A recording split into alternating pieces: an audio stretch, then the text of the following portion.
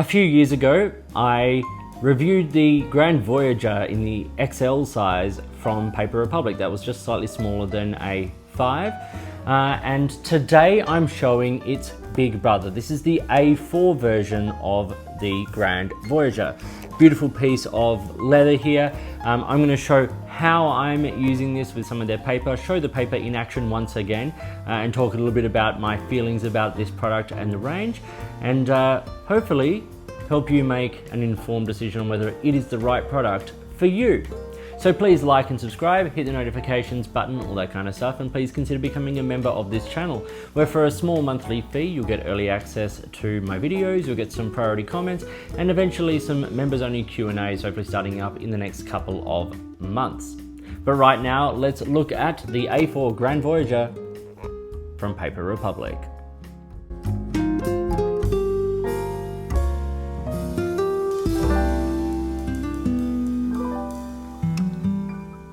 So here is the A4 Grand Voyageur from Paper Republic. It's a little bit too big for my setup like that, so showing it this way, it is A4. It's a nice big piece of leather that folds over and has these nice orange elastic put through. It's very simple, it's very clean, but it's beautifully done. This is the Venezia version, so this is like plummy, purpley sort of color leather, which I really enjoy. There's a huge range of leather options you can get. This is just what I chose because it appealed to me. I have in the past reviewed this is the chestnut, this is the XL, so it's slightly smaller than A5, just ever so slightly, and you can see it's about half the size of the A4 here. I don't currently have a notebook in here. I just ran my last one out. But it's a beautiful leather cover. I've gone through a number of these. You can see the wear and tear on it. It's lovely, slight sort of polish, and I'm looking forward to this doing this. I've had this now for a few weeks and I've been using it and I really do love it. This is a size that works for me on a couple of different formats. So I've used this across 3 formats so far. First was using it with one of the provided the notepad or notebook refill, which is a plain paper refill, which I've done a little writing test and stuff in the back, which I'll show you in a second. I've used it as a sketchbook because one of the books that was provided with it was this large A4 plain notebook, which I have used for like life drawing classes and things like that. And then I have put a second notebook in the back here. It can hold 2 notebooks, which is one of the great features of it, and I've just put a music notebook in here. So this is like traditional, like, you know, music stave paper. I'm currently writing a show, and that's where I'm doing all my musical sketches. So this sits with me. It's nice to sort of take and carry something like an art class or a life drawing class. It's great for everyday work at my desk. And as I said, I've been using it for music, so it's like on my piano while I'm working. Really lovely. So I'm going to talk about some parts and features of all of this, and then I'm going to talk a bit more about the paper. So as I said, when I open it up, the inside of the leather is more sort of like traditionally sort of rustic. It's where the elastics come through, and it's got bands that allow you to hold 2 notebooks. There we go.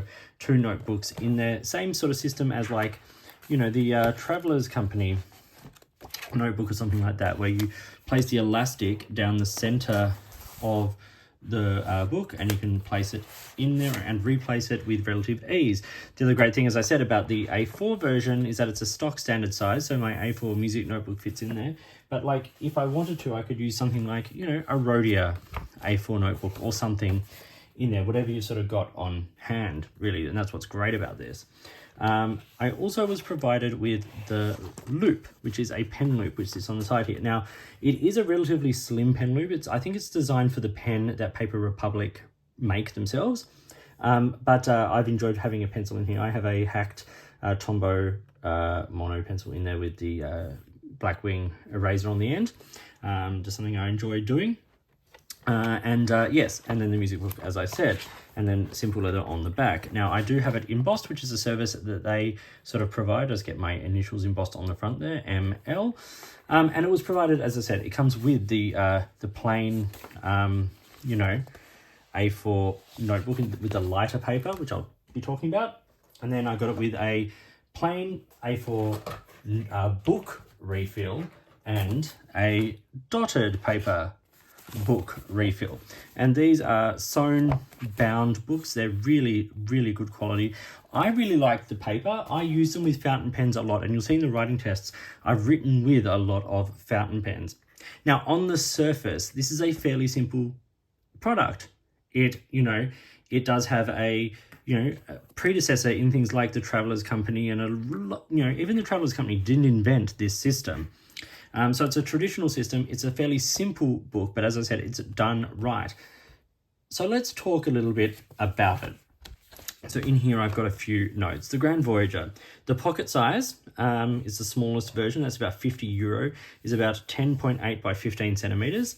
The XL, which is the one that I have earlier, is roughly A4 size. So it's 14.8 by 21, and that's about €70. And this version is about 22 by 30.5 centimeters, and it's €150. So you are buying a fairly luxury item here. It's kind of one of those things that you buy once, and this will last for years and years, and then you replace the notebooks within it.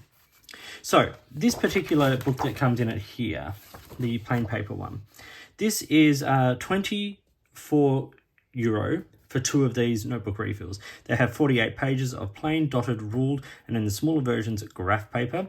It's FCS certified and acid free, which is wonderful. And this is Swedish made paper.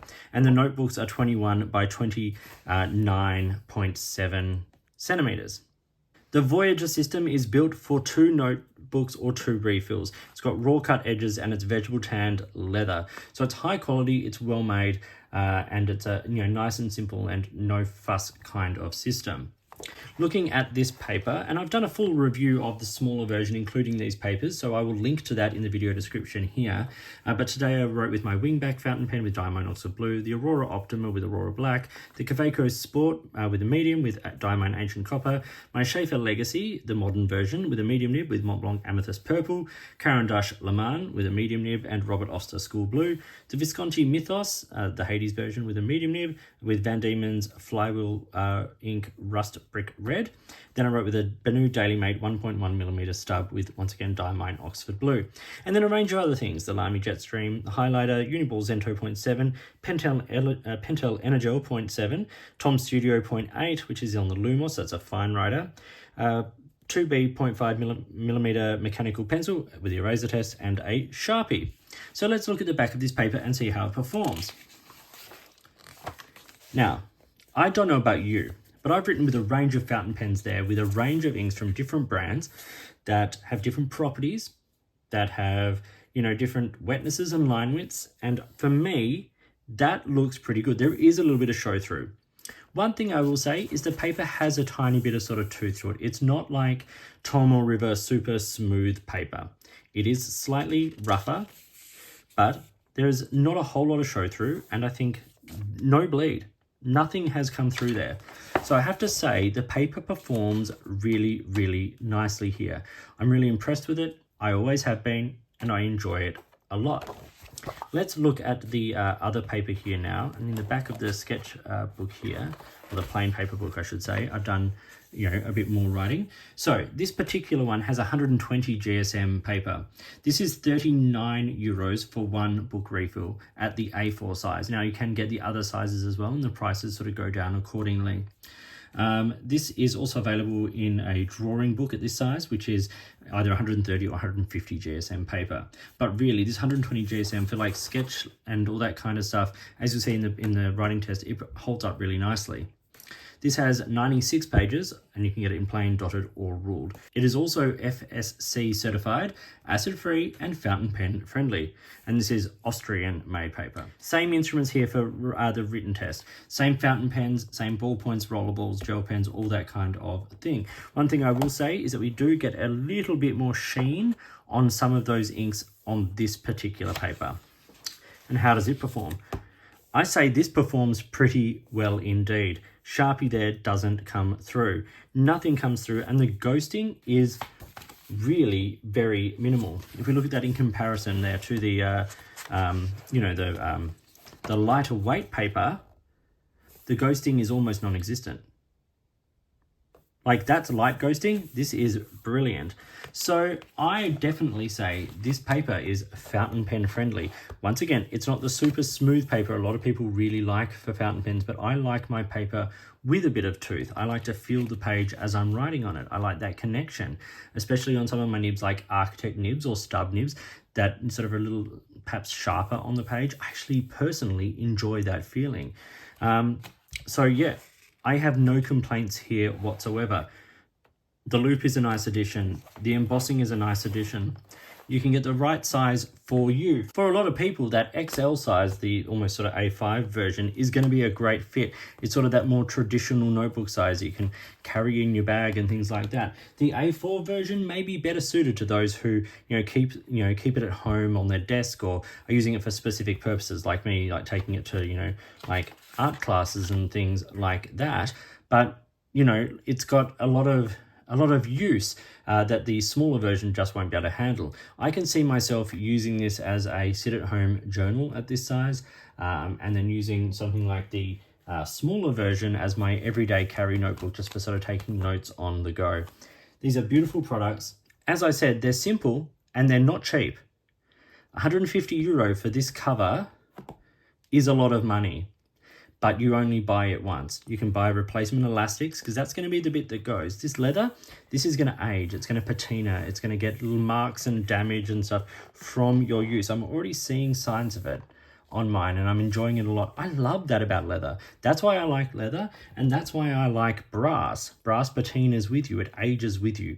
And that's what I find with leather. Leather and brass are a great combination. And Paper Republic, they're in Austria, make beautiful products that utilize beautiful leather and have great notebooks and refills to go with them. They also do a planner each year, a series of planners. I'm considering even getting the A4 planner next for 2027 to go in here to use at my desk for like daily planning. Carl Pullein, the sort of the guy who does all the videos about productivity and all that kind of stuff, talks about his and how he uses his weekly planner in this to sort of keep a to-do list across the week in a weekly plan. I think it's a great idea. Lovely system, and one I'm very grateful to have the opportunity to show for you, and a big thank you to Paper Republic for providing this and other products over the years. They've been big supporters of my channel and I'm insanely grateful. If I didn't get the support of brands like Paper Republic and a lot of the other brands that I work with, the channel just wouldn't survive. So a big thank you to them for providing this one to show you. So thank you for watching today's video. Please like, subscribe and hit the notifications button, and please consider becoming a member of this channel. In the meantime, enjoy your pens, your writing, and I'll talk to you soon.